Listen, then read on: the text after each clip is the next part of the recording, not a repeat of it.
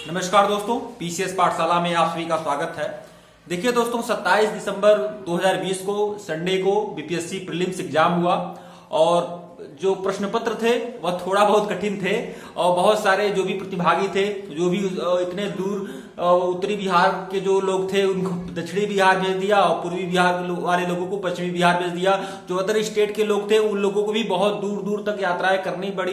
300, 400, 500, कुछ लोगों को तो 600 किलोमीटर की यात्राएं करनी पड़ी और इस कोरोना संक्रमण काल में इतनी बड़ी यात्रा करनी पड़ी, लेकिन उसके बावजूद भी 65% लोग उपस्थित रहे। तो आज के वीडियो में मैं चर्चा यह करूंगा कि जो प्रीलिम्स एग्जाम हुआ है बीपीएससी का, दो ऐसे प्रश्नों की चर्चा मैं करूंगा और यह दो प्रश्न ऐसे हैं जो 99.99% लोगों के गलत हुए हैं।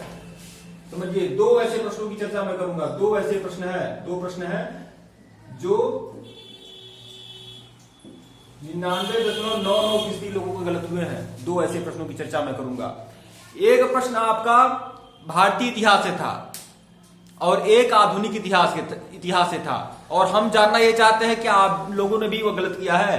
दरअसल बात यह है कि यह दोनों प्रश्नों को गलत करने के बावजूद भी लोग इस प्रश्नों को सही उत्तर मानकर, सही मतलब हमने कुछ गलत किया है तो उसको सही मानते हुए हम गणना कर रहे हैं कि हाँ हमारा इतना सही है, इतना सही है। जबकि दो प्रश्नों पर आपको विचार करना होगा। यह दो प्रश्न हो सकता है आपके भी गलत हो रहे हो और आप यह सोच रहे हैं कि यह प्रश्न सही है और आप उसे काउंट कर रहे हैं कि हाँ हमारा इतना सही हो गया। देखिए, पहला प्रश्न आपका भारतीय इतिहास से था, प्राचीन भारतीय इतिहास से था, जिसमें प्रश्न यह था कि प्राचीन मगध साम्राज्य की राजधानी क्या है। प्राचीन मगध साम्राज्य की राजधानी क्या है? तो ज्यादातर लोगों ने 99% लोगों ने पाटलिपुत्र को क्लिक किया हुआ है, पाटलिपुत्र को गोला किया हुआ है। 99% लोगों ने पाटलिपुत्र को गोला किया हुआ है। प्राचीन मगध साम्राज्य की राजधानी पाटलिपुत्र है। देखिए, प्राचीन मगध साम्राज्य की जो राजधानी थी वह राजगृह है, राजगृह। देखिए, राजगृह बाद में राजगीर हो गया, राजगीर हो गया या राजगीर ही बाद में राजगृह बन गया।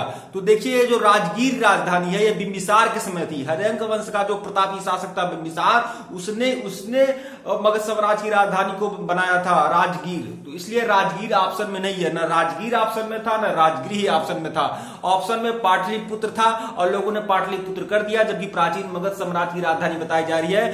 तो पाटलिपुत्र तो बाद में उदयन ने बसाया था। जो बिंबिसार का पुत्र था, अजातशत्रु का पुत्र था उदयन, उसने यह पाटलिपुत्र बसाया था। तो यह इसमें राजगीर का ऑप्शन नहीं था, इसलिए वहां पर विकल्प ई उत्तर सही होगा। तो जिन लोगों ने ई किया होगा बोला वही सही है इसमें।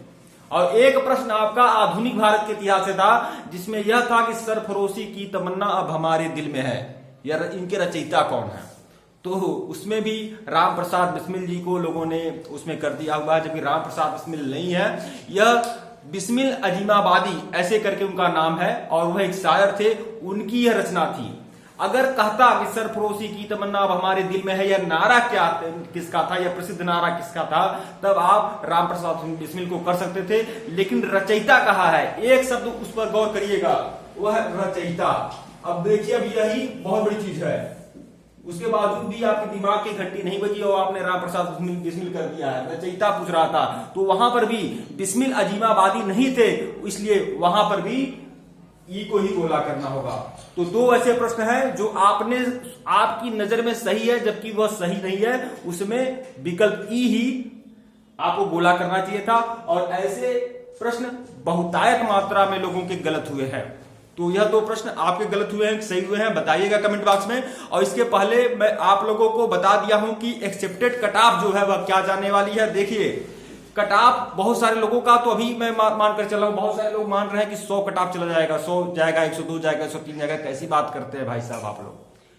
97 कट ऑफ तो तब जा रहे थे जब पेपर का लेवल थोड़ा आसान था, जब इतना ज्यादा मात्रा में पद नहीं आए हुए थे। मतलब ऐसी बात नहीं है, 65वीं से तुलना मत करिए, बाकी जो अब तक के मतलब कि कुछ ऐसे जब 63वीं या 62वीं से अगर कंपेयर करिए, जब 300, 400, 450 पद आया करते थे, उसकी अपेक्षा तो 700 पद है। तो आप यह समझ लीजिए कि जो पासिंग मार्क जो कट ऑफ है वह 97 नहीं जाएगा, 97 से नीचे जाएगा। 96 हो सकता है, 95 हो सकता है, लेकिन 97 किसी बेस पे नहीं होगा। और हमारा जहां तक मानना है 95 से ज्यादा नहीं जाना चाहिए।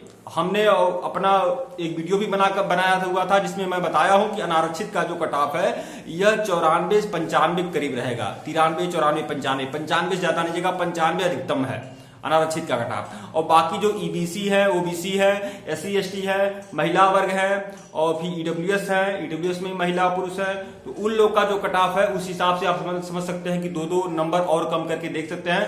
कुल मिलाकर अंतिम कट ऑफ जो जाएगा, जैसे एससी एसटी का हो गया, ईडब्ल्यूएस महिला का हो गया, अंतिम कट ऑफ जो जाएगा वो 88 जा सकता है। लास्ट एससी एसटी या ईडब्ल्यूएस महिला का जो अंतिम कट ऑफ जाएगा या ईबीसी महिला का जो अंतिम कट ऑफ जाएगा हो सकता है वो 88 जाए।